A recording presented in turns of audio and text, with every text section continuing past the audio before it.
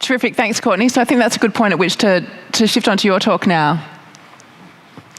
Sounds good. So whoever's in charge of the slides is going to have to be quick on the trigger finger there because I have a lot of pictures. So I'm speaking from Yellowknow's Dene territory. This is the Canadian subarctic. So this is a place that's already 2.5 degrees Celsius warmer than it was 70 years ago. And the picture you see there in the slide is from the high Arctic. So that's the Mackenzie River Delta. That is already 3 degrees Celsius warmer than it was when a 70-year-old elder was born. And so what that means is that the permafrost is getting boggy. The ice is less stable. It's tougher for people to hunt. There's food security issues. Drownings are increasing and mental health stress from the rapidly changing environment. So I do this work as an emerge doc. I live in the place that has the only CT scanner in this entire territory. So that is my patient population up there. So if you bonk your head up there, you come down to see me. And so I do this because this is one of the biggest health threats facing my population. And so when I first started, next slide, when I first started going into medicine, I really thought that, health happened in the hospital. And what we see right now is we need to reframe entirely our view of health. So, many of us work in a structure that looks like this. And what we realize is that, in fact, all of those structures have a foundation. So I sit here on permafrost. And you get really interested in your foundation all of a sudden when you're on permafrost in a melting Arctic. But when you think about it, we all have that, right? So climate, water, soil, all of that, those are the ecological determinants of health. And it's only when they're stable that we have the ability to create a social structure, a political structure that allows us, that gives rise to things like the social determinants of health. So income, housing, these things that we talk about more now. And so that's the next layer. And then only when that's stable do we get to build the super complex structure that's a hospital. And so when you do reviews across different countries, those hospital and healthcare structures are only responsible for about 20% of overall health outcome. And so really, this is what I would refer to as a planetary health frame for health. And we need to all move to this to get a better sense. We had the luxury of not thinking about it this way when our foundation was stable. But now we're seeing collapse in terms of all of these things that we need to support us. And so I do this. People ask me, they say, Courtney, I'm on the Canadian Medical Association board. So I'm the girl who talks about climate change all the time. And they say, Courtney, why do you keep talking about climate change? Like, don't you care about the emergency department? And I'm like, yes, that's in fact exactly why I talk about climate change, because I like things to work when I go to work. And if we want all of our healthcare structures to continue to work to the ends of our practice lifetimes, we need to care about this because we need to stabilize that. And so how does this show up? So there's all sorts of health impacts, and there's lots of places you can go to take a look at them. But, heat stress, wildfires, storms, different types of chronic disease impacts from different kinds of air pollution, infectious diseases, and then the sort of more diffuse sequelae of that have to do with conflict and environmental refugee flows. So we know that yields in different types of bread baskets around the world are becoming inconsistent. That can lead to malnutrition emergencies, famines, displacement. And all of this, if you kind of follow it around, leads to a cycle of badness. We're merge docs, we like big words. And the potential really is for systemic and economic collapse within the lifetime of today's children. And that's a scary thought, right?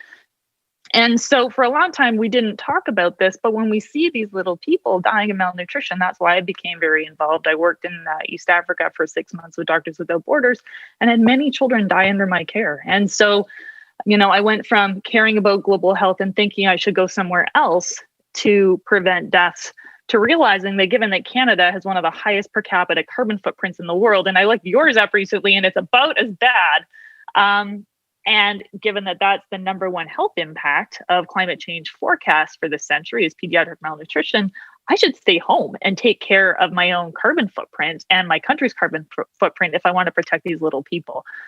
And so really, this is something I approach very much as a clinician. The Summer of Smoke is a project that I've been working on for ages, and it was a response to our big wildfire summer. So we basically had 2.5 months of wildfire smoke up here. This is our particulate matter graph, and it was awful. And you'll see that, so for about 2.5 months, our usual PM 2.5 is 6. And so this essentially meant a whole summer inside with the kids with the windows closed. And I was in the emerge and I just felt like I saw so much asthma. So we did a big study and it had qualitative and quantitative components to it. And what we found was that there was twice as much asthma in the emerge as compared to previous summers, twice as much pneumonia and cough in clinics. And this is a small population over 2.5 months. So you can imagine the impact in order to see that. And a lot of the people, when we did interviews, talked about how they felt. So how they felt really isolated. They couldn't exercise as much as usual, so that made them irritable. And they started thinking, okay, well, what does this mean for my kids? And so this concept of ecological grief is something I really think it's important for us to talk about, because I find otherwise we all think we're the only person who's feeling really worried about this. But in fact, we're seeing rates of ecological grief, eco-anxiety, ecological guilt, and anger all skyrocketing. And one thing I think that's really helpful is that the minute we come together to talk about those feelings, we're no longer alone with that grief. And all of a sudden you feel better. You're like, oh, people share this. Now we can start to solve problems together. And so it can actually be the beginning of some of the productive solution finding. And so I took a look at your bushfire stats. And so attribution scientists have taken a look at it, and they said that given changes in the climate, that change made these fires about 30% more likely. So there is an association that's been shown. And it had significant health impacts, the fires themselves. So there were direct deaths as a result of trauma, but also from the smoke. And so what they saw was about 400 excess deaths as a result of smoke. And that's pretty important. So to just put it in context, there's been about 900 people die in Australia of COVID. And so that's already a very significant impact. And we see how we've rearranged the world to cope with COVID. And when we look at the response we've had to climate change thus far, it really hasn't been commensurate if we're thinking we should be responding to the potential for impact, morbidity, and mortality with a commensurate level of energy. And so that's, bad, but it's also an opportunity. And it's important to realize, I think sometimes the adaptation message has gotten lost in the mitigation message. This is unfortunately going to get worse. I get this media request all the time. They say, so doctor, this bad wildfire, is this a new normal? And I have to say, you know what? We're committed to further warming until mid-century. And so what this means in a really practical sense is when we're thinking about our hospitals, we also have to be thinking about coping with increased heat, with increased smoke. I saw lots of reports from the wildfire summer of babies being born into smoky operating rooms. We had to close our operating room for 2 weeks when we had our wildfire summer because our ventilation system couldn't cope. So do know that this is going to increase and we need to prepare. So it's sort of, there's lots of stats to back that up. And so what we see is that this can be upsetting on a number of levels. And these are the increases in internet searches for ecological grief and anxiety. And coming together to chat is very, very important. But, it's super important to realize that any day could potentially be worse. So I've been standing here for like an hour and a half now. I'm feeling all right. You've been there for a long time. And that's important because appreciating the sun, appreciating your family gives you the energy in your bucket that you need in order to come and do the work. And again, see this slide, this is the slide. This has been tweeted out so many times. There we go. It's still there. And it is true. And so we have an adaptation sprint, but we also have a mitigation sprint. And this is actually an incredible narrative that Nick came up with at the Countdown in 2019. And so we know that the communication science tells us that talking about the health of children is the best way to motivate populations to take action. And so I incorporate this into almost all of my presentations. Now, we all want to take care of our kids. And so either we avoid the bad feeling that sometimes comes from trying to cope with the stats that can be difficult, or we actually just do the work. And doing the work, I find, now that I do the work, I don't worry about it anymore because I'm just... Okay. And so these are the little people I care about. And what I find for the mitigation sprint is that we need to do things in a targeted way. So when we think about where we can get to, we can achieve the decarbonized economy we need, and it's going to come up with all sorts of public health benefits. It's important we do it because we're trusted, and it's important we do it in a targeted way. So we used to think, okay, solve climate change. The more you break down your targets, the better. And you can do this at a micro level, a meso level, or a macro level. So micro is individual level change. And as Nick was saying, the more you can talk about the benefits, the better. So we know that moving to a more plant-rich diet saves lives and is way better in terms of land, water, and greenhouse gas emissions. So on a personal level, you change your diet. As a doctor, you teach your patients how to cook with a plant-rich diet. You can get elected to parliament, as one of our previous doctors did, become health minister, and change your nation's entire dietary plan. In terms of transport, you can ride your bike to work on the micro level. On the meso level, you can convince the mayor of Montreal to double the number of bike lanes as a result of having mapped the trauma-related intersections, as one of our Emerge docs did. Or you can create a plan that shows your entire national government how many lives they can save between 2030 and 2050, and how many clean energy jobs they can save as part of a healthy recovery, as Kate did. And we heard that plan that we put out got passed around Parliament Hill. From a coal phase-out perspective, we've had a lot of success here in Canada, because really all you need, it's a pretty easy game plan. You figure out how many people are dying from air pollution, you come up with an alternative plan, and then you tell everybody. So we discovered that about 200 people were dying every year in our most conservative province as a result of air pollution from coal. And then we broadcast it. And in our most conservative province, prior to their provincial election, we managed to get a commitment from 4 out of the 5 parties to phase out coal power, because nobody likes seeing kids with an asthma inhaler. And so we got all our Emerge docs to go on TV in their scrubs, and you feel like a real dork, but it works great. And so the health messenger was really what carried that. We did it in Alberta. We did it in our biggest province, Ontario. That led to a national coal phase-out commitment. And that helped us co-found the Powering Past Coal Alliance with the UK. And so now they're creating that cool club of coal phase-out people that's really providing incentive. Now, I went and looked up your coal stats. Now, it totally depends on whose work you're looking at, how many people are dying in Australia as a result of coal. The Lancet Countdown says about 100. Greenpeace published a report that said about 780.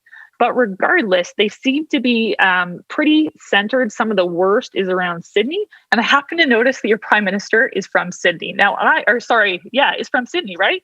So I had a 6-month adventure in politics recently, and something I learned is that even the prime minister needs to win their own riding. So you got a bunch of Emerge docs out there. You're talking about coal power. You're talking about the kids that are dying from it. Even if it's 100 deaths, there's been 900 deaths from coronavirus in your country every single year at the minimum. Using the Lancet Countdown stats, 100 people are dying as a result of coal. That is all the information you need to be telling a story of how much healthier energy can be in Australia. So there's much you can do. The more we work together, the more we'll get done. And I think we're already seeing a tremendous amount of momentum growing internationally. Thanks, Courtney. Some great tips there, are things that we need to get our act together in the electorate of Cook, I think.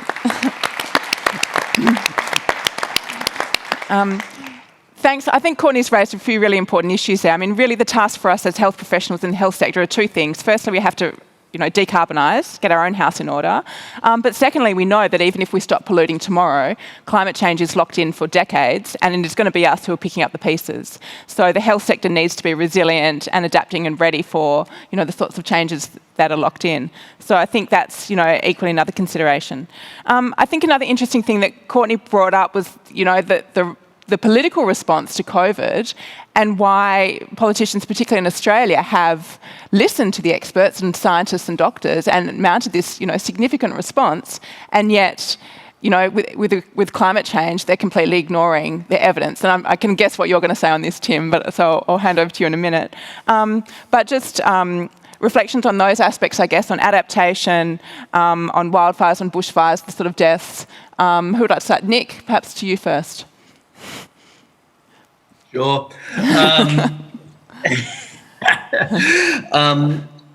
Yeah, look, you get yourself caught in a dichotomy that is not worth getting yourself caught in sometimes when you work in climate change. Should we talk about adaptation? Should we talk about mitigation? Where should we spend our efforts? Who cares? Spend your time on the thing you're going to spend your time on. Do the thing you are actually going to go and do. If you are going to go and do a thing, do your best to do both at the same time. Do your best to make sure that your net zero NHS does not somehow inadvertently expose you to worse indoor air pollution, expose your patients to worse indoor air pollution, expose your hospitals to sort of put your hospitals at risk of overheating, as we've seen in a couple of our European colleagues. And beyond that, I suppose I'm less interested in the dichotomy and the answer. I'm more interested in seeing people do something. And there's something very important, I think, about what, Courtney, you're getting at there with that sort of cycle of action and building momentum and support. There's a critical moment that is coming. I'm worried it may not be coming, but it may actually be here right now in February 2021. For a long time, the health community has been slowly amassing evidence through different medical journals, the MJA, the Lancet, the BMJ. It has slowly been amassing policy and campaign positions, advocacy positions through the Royal Australasian College of Physicians, through the AMA, the CMA, the Royal Colleges in the United Kingdom. There's a risk that sometime very, very soon, someone is going to turn around to us and say, okay, I believe you. What do you want to do about it? You have 36 hours to tell me, and you have to come up with something that's ready. It's, costed at 120 million pounds. I know that risk is real because it happened to us a couple of days ago, a couple of weeks ago. It's a scary place to be, but you need to have an answer, and your team, the health profession that cares about health and climate change and wants to get on with this stuff, needs to be ready. I think the only thing that is going to get us ready for that is Courtney's nice little cycle there of sort of engaging, picking a target, picking a team, getting on with it and doing something, and then doing another thing. Terrific. Thanks, Nick. Tim, to you next. Maybe picking up on Courtney's action beats anxiety theme. I totally agree. Pick any action and just do it. And I know I dumped a lot on the National Party today. That was really unfair of me. So, lunacy and idiocy and ideology go hand in hand, as I think Malcolm Turnbull says. So I'll actually call out one National Party member who did something really good. And what I'm getting at there is he responded to community pressure. I was involved in it. The surf riders of the northern beaches of Palm Beach put on a campaign to save the whale migration off Manly and off Palm Beach. And yesterday, John Barilabo, Deputy Premier of New South Wales, wrote to the Federal Energy Minister and said he does not approve of offshore fossil gas drilling in the middle of a whale migratory lane. Why? Because it's a Liberal electorate and he needs to protect them. I don't care what his motive is. It shows even a national minister can actually respond to community pressure. And I know that was a group of 6 really motivated people up in Palm Beach who worked on that campaign for a decade. They went and counted every whale, which is amazing. Whatever floats your boat, do it. And it shows that even a National Party member can actually respond to community pressure and do the right thing when ultimately they have no alternative choice. So shout out to John Barilabo. He's changing. Maybe he's been listening to Matt Keane. Not the answer you expected. Great talk, Courtney. Jan. Thanks, Courtney. Your presentation reminded me of New Year's Eve in 2019, where I had the great misfortune of seeking refuge on a beach in Malua Bay with my kids, and I won't forget the smell of that smoke. It was pretty horrific. The point I wanted to pick, so there's a sidebar here. 2 years ago, we put a shareholder resolution to AGL and Origin Energy about installing modern pollution controls, essentially scrubbers, to clean up the air that comes out of the coal-fired power stations.